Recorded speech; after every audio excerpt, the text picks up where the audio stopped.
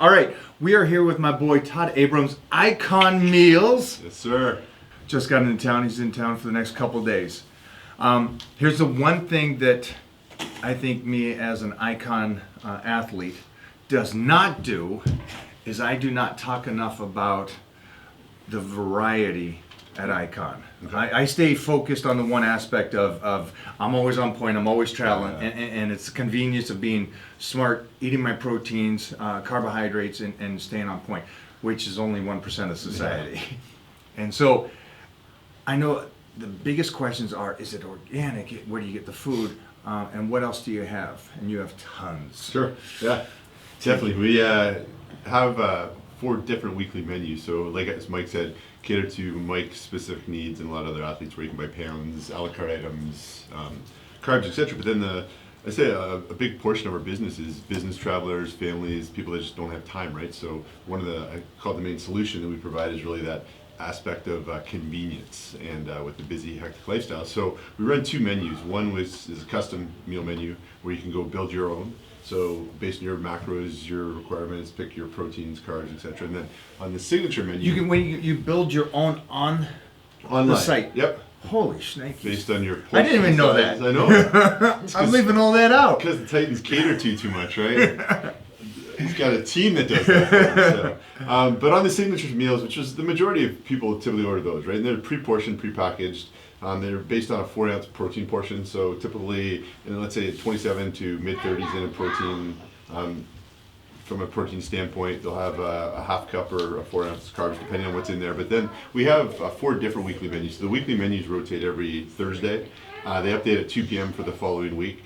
And that's just based on a shipping schedule. But those then all have different options, right? So we always have, let's say, different, we'll call it breakfast items. So we always have a protein pancake, whether that be birthday cake, German chocolate, whatever fun flavor, right? Yeah, so same macro profile, but again, why do people go back to that? Because it's variety, right? So me and you can probably eat the same thing all the time, it doesn't matter, right? But then to a lot of people, they get bored, and that's one thing with dieting. If they don't have variety in their life, they typically look for something else, right? Where's that taste coming from? And that's the biggest point is I think that with me, and I miss that part because I want everybody to, if I give them a window, they'll open up the door, you know what I mean? Yeah. And so I try to keep the Titan crew and everybody more on point in the sense of, but that's not normal for everybody, so I understand the so we variety. try to cater, I'll call it's not just the bro meals, right? It's not just like the steak and rice, typical bodybuilder meals, where you have, on the weekly menu, you're going to have always like some sort of slider. So maybe it's a brisket slider, bacon, Kobe bacon, jam, right, etc. But again, giving them taste, giving them feeling like they're eating something that's not what they should be eating, right? But it gives them that taste and keeps them on point, so within the macro range. Let's talk then also about travel, because what I do is with people I work with, and you and I travel a lot. Yep. And we know guys that I work with that even travel more than us. Yep. We got WWE wrestlers, we got NFL players, we got people that are actors that are always on set and moving and grooving and don't want to eat the food that they provide.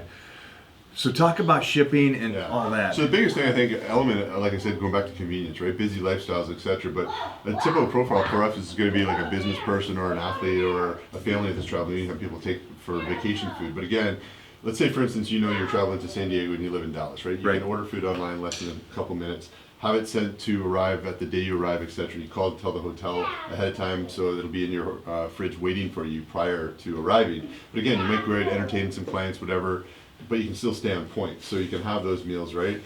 Nothing's frozen, so people say, hey, do you freeze the meals? Well, no. They might come to you frozen, but that's because of how we ship, right? So everything comes out of our kitchen's 100% fresh. Okay, it goes into our cryovac packaging, which gives extended shelf life. It's better for shipping and stuff as well. So there's no oxygen can touch the food until it's reopened. So that's important. Just because you're not going to get freezer burn, you're not going to get any contaminants. You can't have any pathogens back into that meal until oxygen touches it again. So from that standpoint, basically, it's they're packed. So to maximize those boxes, you're typically ship, and this will be an update to the website, but 12 to 24 meals, right? We're going to go to an 8, 12, 24, and 36. So again, you're maximizing those depending on what you need to eat. As they're shipped, then they're going to have dry ice on top. So the dry ice is basically to keep those meals at a sub 40 degree temperature, right? And that should be 24 to 48 hours in transit. Again, That's awesome. yeah, rolling it though with FedEx and UPS are wonderful friends. That's like rolling a roulette wheel, right? So, Right.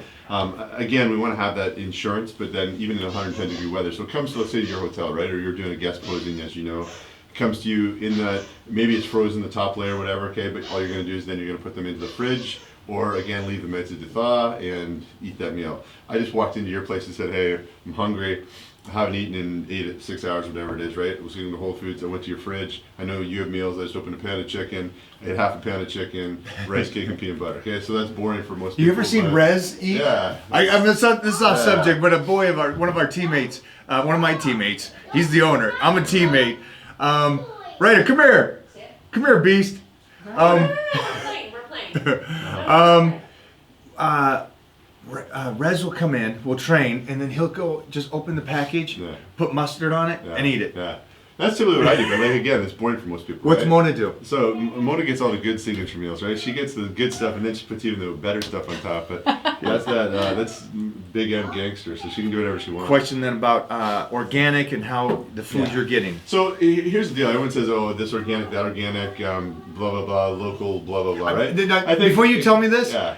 I know the difference, Yeah. and with because of Daniel and all this, and the Yeah. percentage Yeah. of if it's organic. So here's the thing: So all small. of the food that we have is not organic, right? It's all non-GMO, etc. Okay? Right. We buy from certain sources, and a lot of, I'll call it, other companies say, hey, we buy from local farms and this and that, and you can tell the size of a company by who they're buying from, okay? Because when you start buying hundreds and thousands of pounds of chicken and beef and stuff on a daily basis, you can't.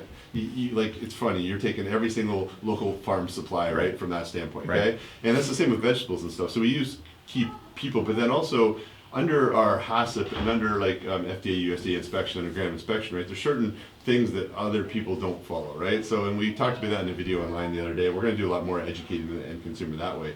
But it goes into why are you buying from certain places and why is the process followed? Because it's like, how do you protect? It's basically from farm to table, right? They want to be able to track it. And that's why we go through Cisco, we go through like Fresh Point, you go through Louisiana Foods, who's another company owned by Cisco for fresh seafood every day. But again, we're not buying from Joe out of the back of his truck and stuff, right? Because Right. you can't track that, okay? You Right. can't do different things. So always how we buy things, there's a purpose, okay? And that's the same thing, like when you say, hey, is everything 100% organic? Well, we could put out a 100% organic menu, right? And there's a higher cost and stuff, and that's not relevant to overall building up your meals. But the reason I state this is because people that want 100% organic, this, we tried that before. There's nothing, they don't want to pay for that, right? I don't think they're So- also educated. They're on not it. educated. That's the That's biggest thing. the That's the biggest biggest frustration from our side. as well, frustration right? for you and irritation to me Correct. because they well Yeah. is it Yeah. do you know the percentage of So, the difference and how If you want to break it down though, and you get into like grass fed, so all our beef's grass fed, okay? It's all like you got cage-free chicken, you got organic turkey, so all that stuff is relevant. But it's like you're talking on 100% organic, minuscule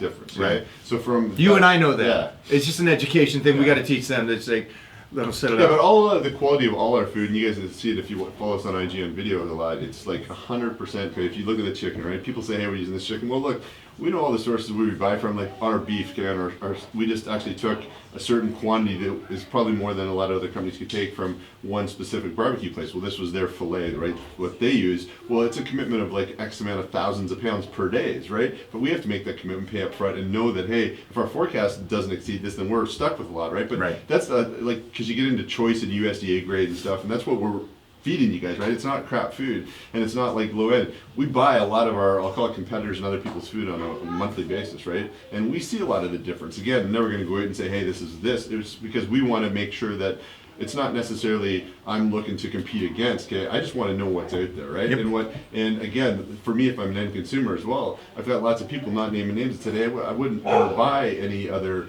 meal prep company's food, and I was totally turned off until we started using yours. I again, hear that because a lot. I've had this, and this happen to me, right? How do you And that's deal- why we started the company, because we weren't happy with the options that were out there currently. And again, if I knew what I knew now, going through the different steps over the past 4 years to get where we are, Yeah. man, it's a big headache, right? And, Like, and the other ones give companies.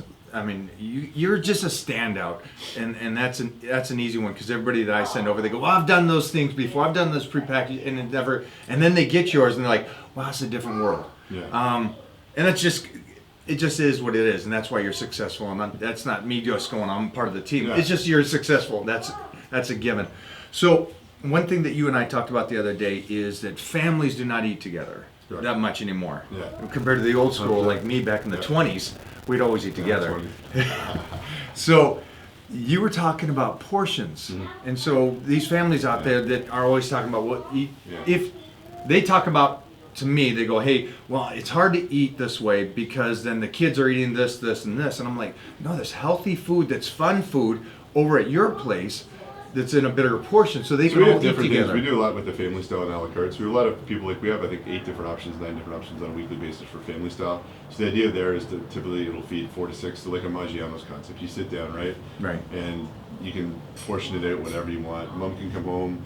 Maybe, like again, go back to catering to that busy lifestyle. Maybe mom brings home the soccer team, right? 6-year-olds, 8-year-old kids, okay? She wants to feed them on paper plates. Well, she pulls out paper plates, but she's still going to feed them chef-prepared food that's ready in 1 to 3 minutes. But later on, hubby comes home, right? She can pull out a nice bottle of vino, she can put it on bone china, or she can have a dinner party, and she's serving them the same food that's chef-prepared, right? It's just, again, it's that element of convenience. So, again, we have a lot of like different things as well from a kid's menu and stuff.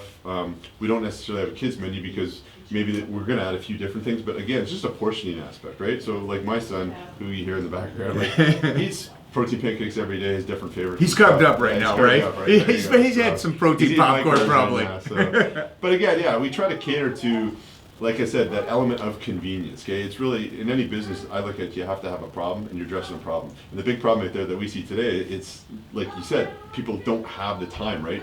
Busy lifestyles from kids up, like we cater to sending even people like my son at college or playing hockey, whatever, right? Or other people, a lot of parents buy meals or gift cards and give them to their kids because they don't like the meal plan they're on at a different school or different location that they're not home.